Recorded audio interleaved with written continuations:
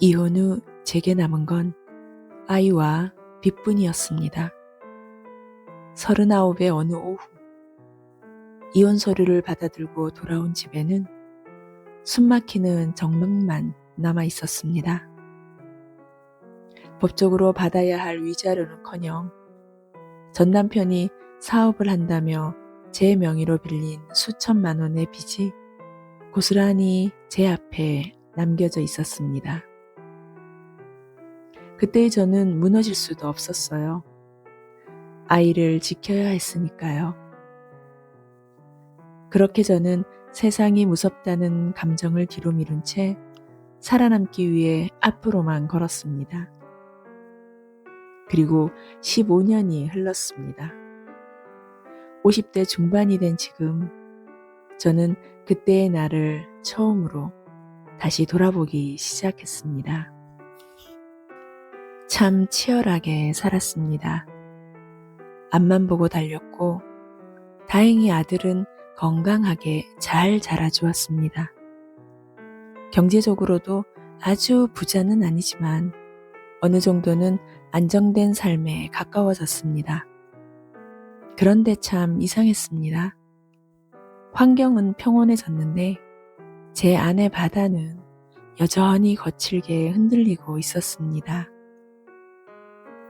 50대 중반쯤 되면 마음도 조금은 잔잔해질 줄 알았어요.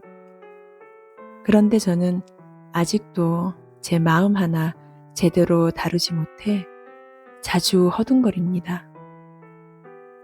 불쑥 밀려오는 과거의 상처, 나보다 앞서가는 사람을 보며 느끼는 초라함, 문득문득 올라오는 질투와 미움, 그리고 이유 없이 바닥으로 떨어지는 자존감까지.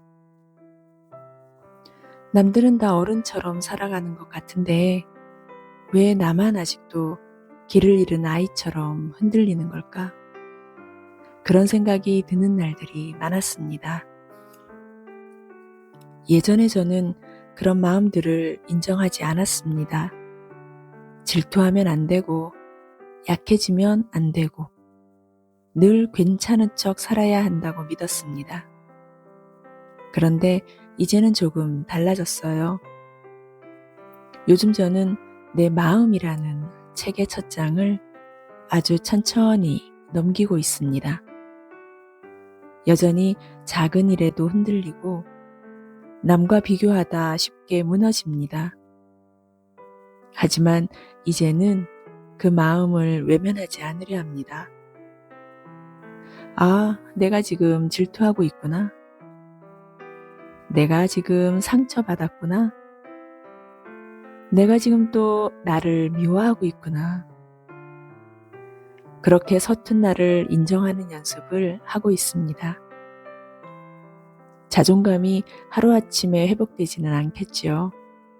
하지만 매일 조금씩 걷고 서툰 영상 편집을 배우고 이렇게 제 마음을 글로 남기는 과정 속에서 저는 처음으로 나 자신으로부터 도망치지 않는 법을 배우고 있습니다.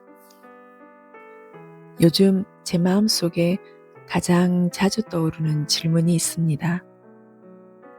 나는 어떤 어른으로 늙어가고 싶은가? 예전에는 돈 많고 사회적으로 성공한 사람이 되고 싶었습니다.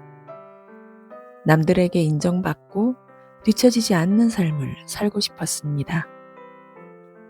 하지만 이제는 생각이 조금 달라졌습니다. 저는 자기 마음의 주인이 된 사람, 그런 사람으로 늙어가고 싶습니다. 세상의 기준에 맞춰 흔들리는 사람이 아니라 나만의 리듬으로 살아가는 사람. 타인의 박수보다 내 마음의 목소리를 먼저 들을 줄 아는 사람. 겉모습은 조금 투박하고 느려 보여도 속은 단단한 나무 같은 사람. 저의 퇴직 후 삶은 이미 시작되고 있는지도 모르겠습니다. 스페인어와 영어 단어를 외우고 밤늦게까지 서툰 영상 편집을 배우고 노모를 돌보며 사랑을 배우는 시간들. 이 평범한 하루들이 결국 저를 가장 깊게 빚어내고 있다는 걸 요즘 조금씩 느끼고 있습니다. 지난 영상들은 저에게 거울 같은 시간이었습니다. 처음으로 제 상처를 제대로 바라봤고 부끄러운 진심을 꺼내놓았습니다. 아직 완전히 괜찮아진 것은 아닙니다. 여전히 흔들리고 여전히 아프고 여전히 부족합니다. 하지만 이제는 알아요. 늦었다고 생각했던 지금이 사실은 나를 가장 깊게 만날 수 있는 인생의 시작일 수도 있다는 걸요. 그래서 저는 이 느린 여행을 멈추지 않으려 합니다. 여러분은 인생에서 아직 자기 자신을 찾지 못했다고 느끼시나요? 괜찮습니다.